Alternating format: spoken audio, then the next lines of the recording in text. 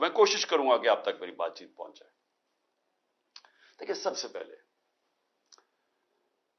मैंने जिस तरह की बर्बरियत, बल्कि मैं इसको कहूंगा यजीदियत, जो आजकल यजीद का, आजकल के यजीद जिस तरह की जुल्म तहरीक इंसाफ के लोगों के ऊपर किया जा रहा है, पता नहीं, मुझे लोग कहते थे कि शायद ज़ियाउल हक के ज़माने में पीपल्स पार्टी के लोगों से ऐसा जुल्म हुआ, और थोड़े से लोगों से, इतने लोगों से तो कभी हुआ ही नहीं है जुल्म। इस वक्त 10,000 से ज्यादा हमारे कारकुनों को जेलों में डाला हुआ है।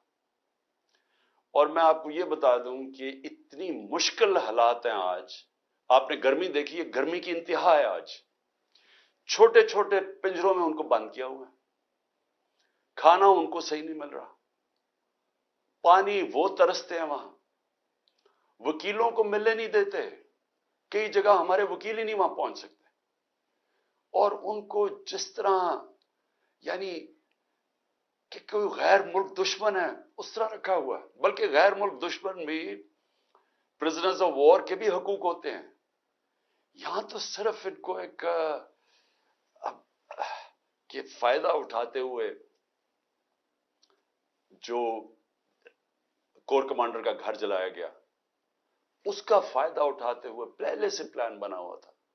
और मेरा जिस वक्त भी, ये मैं आपको बता दूं, जिस वक्त भी इसके ऊपर इन्वेस्टिगेशन होगी, ये साबित हो जाएगा कि ये प्री प्लान था सब कुछ।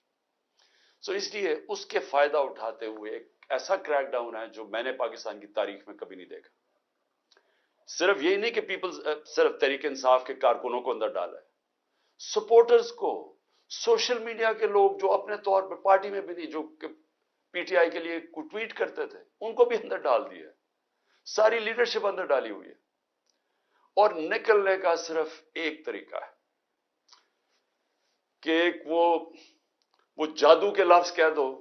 वो जिस तरह होता था ना, खुल जा सम सम, आप जादू का लफ्ज कह दें कि जी मैं तहरीक इंसाफ में नहीं हूं, तो आप रिहा हो सकते हैं। यानी ये मजाक हो रहा है हमारे मुल्क के साथ।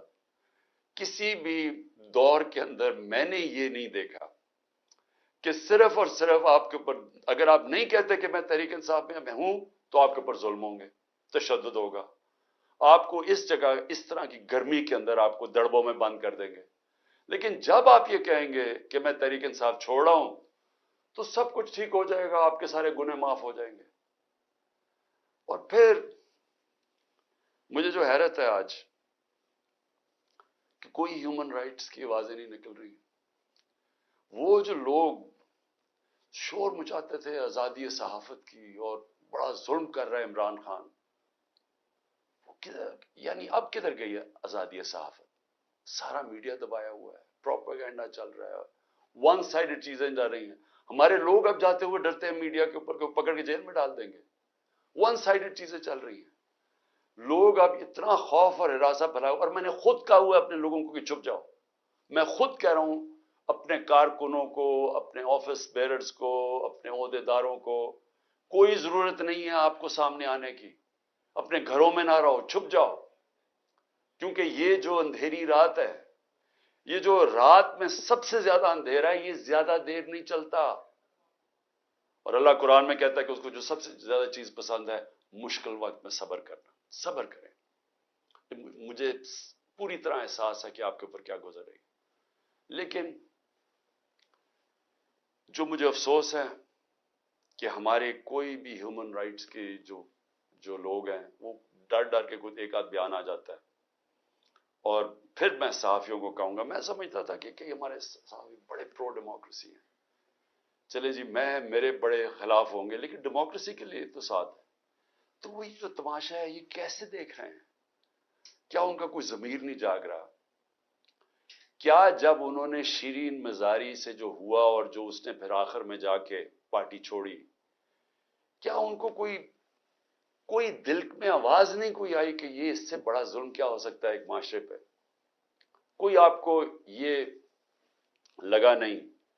जो औरतों की तंजीम है, जो औरतों के हकूक के ऊपर बात करती है, कि एक ऐसी औरत जो बेवा, والدہ اس کی بیوہ، بیٹی ایک جو اس کا دھیان رکھ رہی، جو بلڈ پریشر کی مریض، اس سے جو انہوں نے کیا ہے اس گرمی کے اندر، کبھی ایک جیل میں لے کے جائیں، اس کے بعد ادھر سے نکال کے دوسرے جیل میں لے جائیں، ادھر عدالت اس کو ضمانت دے، کوئی اور کیس میں پکڑ کے لے جائیں، گجرات لے گئے اس گرمی کے اندر۔ تو بلڈ پریشر کی شیرین، ہمیں پتہ ہے اس کی صحت نے یہ اجازت ہی نہیں دینا تھا۔ میں نے تو شکر کیا کہ اس نے اس ظلم سے اپنے آپ کو بچانے کے لیے اس نے پارٹی سے ریزائن کیا۔ لیکن کس کو نقصان ہوا؟ پاکستان کی پالیٹکس کو نقصان ہوا۔ شیرین ہماری ٹاپ پارلیمنٹیرین تھی، میری کیبنٹ کے اندر وہ منسٹر تھی جو جس طرح وہ پڑھ لکھ کے ایک ایک ایشو کے اوپر آتی تھی، کوئی اور کیبنٹ منسٹر، ایک ہماری ڈاکٹر ثانیہ تھی، کہ اتنی محنت کر کے کبھی کیبنٹ میٹنگ میں نہیں آئی جو شیرین آتی تھی۔ اس کے علاوہ سارے اس کے دشمن بھی جانتے ہیں کہ وہ ایک محب وطن پاکستانی، وہ کبھی بھی اینٹی پاکستان کا نہیں سوچ سکتی تھی۔ شیرین مظاہری جان دے دے لیکن وہ ایک پاکستانی، پاکستان کے ہر کاز کے لیے کھڑی ہوتی تھی۔ جو لوگ اس کو الٹرا نیشنلسٹ کہتے تھے، کئی دفعہ وہ کئی ناراض ہو جاتے تھے کہ وہ بڑی سخت باتیں کرتی تھی، لیکن وہ نظریاتی عورت تھی۔ تو اس سے نقصان تحریک انصاف کو تو چلے ہوا، لیکن پاکستان کی سیاست کو اور جمہوریت کو نقصان پہنچا۔ اور عورتوں کو، بڑی کم عورتوں کے اندر اس طرح کی صلاحیت ہے پاکستانی پالیٹکس میں جو شیرین میں تھی۔ لیکن اس کے علاوہ مجھے آج پیغام آیا ہے کہ جی میں اب اور برداشت نہیں کر سکتا۔ انہوں نے میرے گھر پہ لوگ بھیجے، گھر کے اندر گھس گئے لوگ، انہوں نے آ کے رات کو بیوی، میرا 13 سال کا بچہ وہاں اندر گھس گئے، میری بزنسز کے اوپر، میرے رشتہ داروں کے اوپر پریشر ڈال دیا۔ لیکن کہتا آخر میں انہوں نے کہا میں تمہارے 13 سال کے بیٹے کو اٹھا کے لے جائے گا، تو میں جی اور پریشر برداشت نہیں کر سکتا، وہ بھی چھوڑ گیا۔ تو یہ اس وقت کا حالات ہے کہ کسی نہ کسی طرح پی ٹی آئی کو چھوڑیں گے، سب کچھ گناہ معاف ہو جائیں گے۔ میں اس وقت مجھے حیرت ہو رہی ہے، اور مجھے کئی لوگوں کے اوپر خود پتا ہے کہ ان کے اوپر کتنا پریشر تھا، کیونکہ مجھے بتاتے رہے کہ یہ کر رہے ہیں، اب یہ وہ کر رہے ہیں، اب میری بزنس بند کر دی ہے۔ اوکاڑا کے اندر اس کے کسی کا گھر بن رہا تھا، وہ گرا دیا، بلڈوز کر دیا، کسی کی دکانیں تھی وہ گرا دی جا کے۔ تو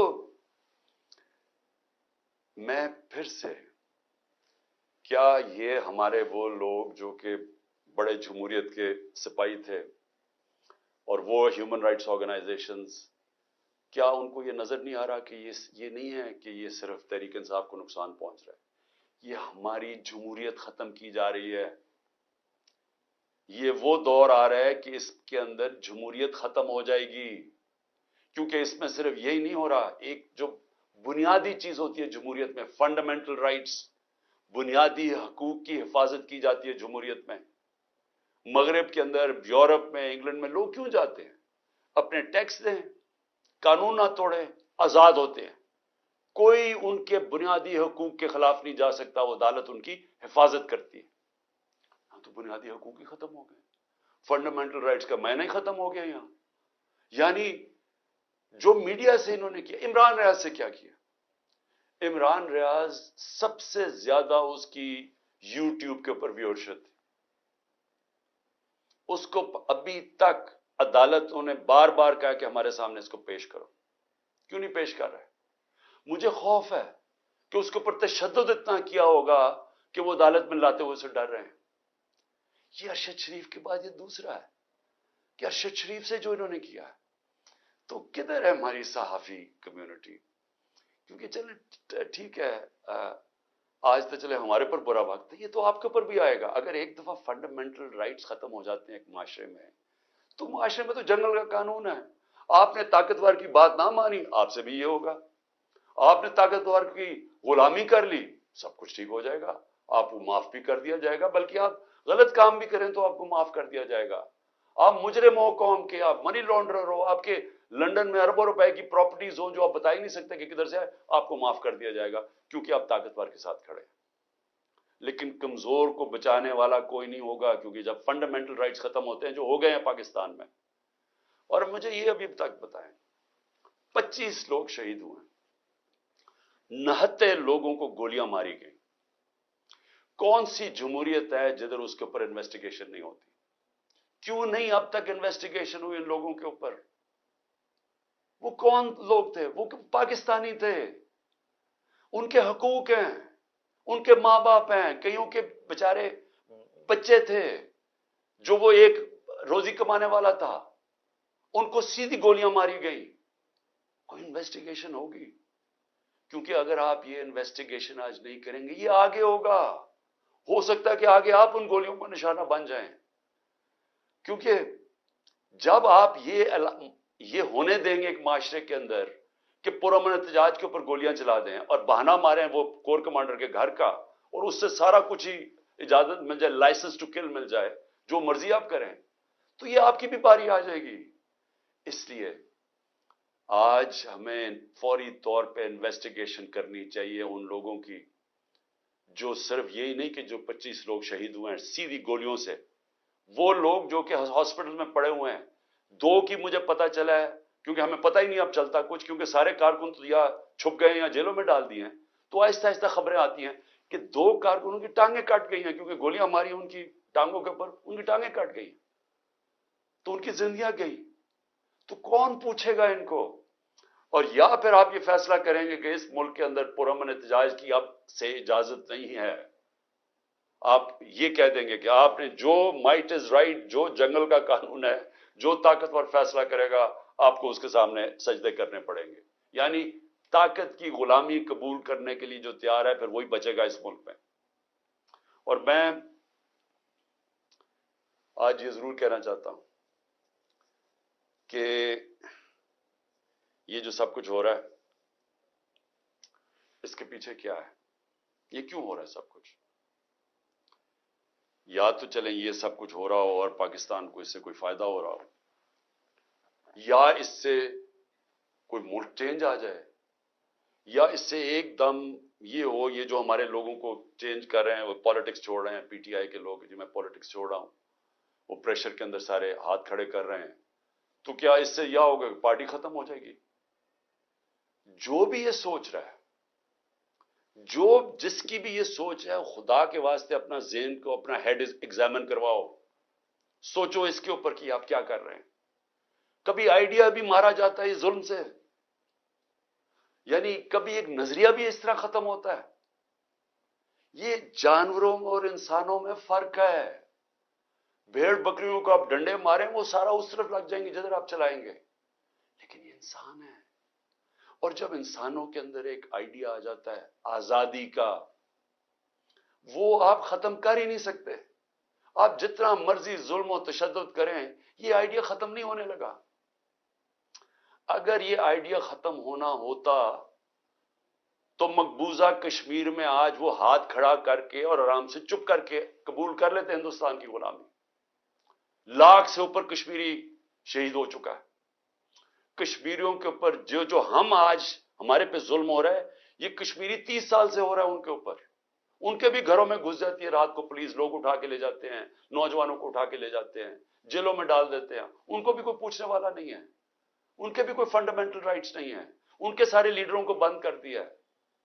وہاں بھی میڈیا کے اوپر کنٹرول کیا ہوا ہے.